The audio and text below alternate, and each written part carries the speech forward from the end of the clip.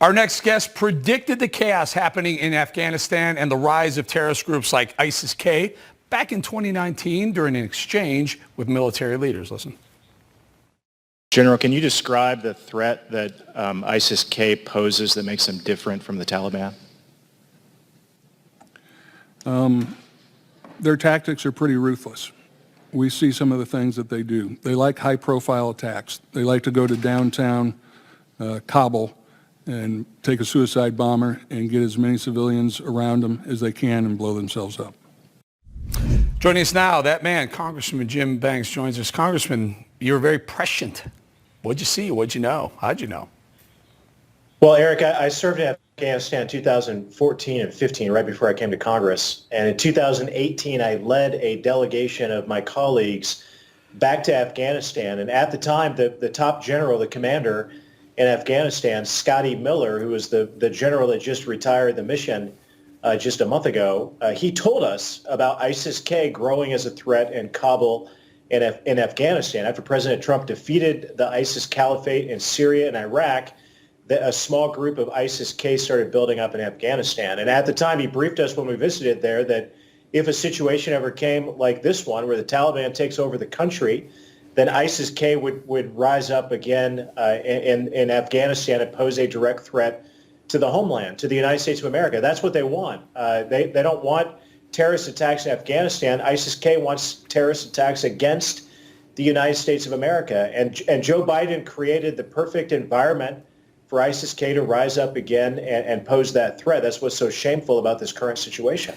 Congressman, aside from, I know you've been fired up. You've been all over the place, really fired up about the assets we've left behind. We got that. We hit that on the monologue. But here's something that struck us today, this morning. The NSA Director Jake Sullivan on Good Morning America does not rule out financial aid to the Taliban. Take a listen. When it comes to our economic and development assistance relationship with the Taliban, that will be about the Taliban's actions. It will be about whether they follow through on their commitments to safe passage for Americans and Afghan allies, their commitment to not allow Afghanistan to be a base from which terrorists can attack the United States or any other country, their commitments with respect to upholding their international obligations. It's going to be up to them, and we will wait and see by their actions how we end up responding in terms of the economic and development assistance.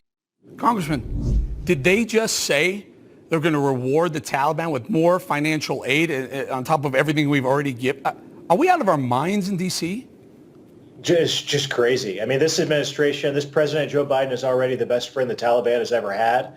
But to suggest that we might actually reward them financially on top of handing over the keys to the government of Afghanistan already is something I never thought I would hear come out of the mouth of any administration official, Republican or Democrat, no matter who the president is. I never thought we would have a president, a commander-in-chief, that would be willing to aid and abet our enemy. And that's exactly what this administration is doing. Not to mention, we still have hundreds of Americans who are stuck in Afghanistan behind enemy lines that this president left behind. That's never happened in American history before. You've never had a president completely abandon hundreds of Americans and leave them behind enemy lines in a country where their life is imminently at risk. That's what this president has done.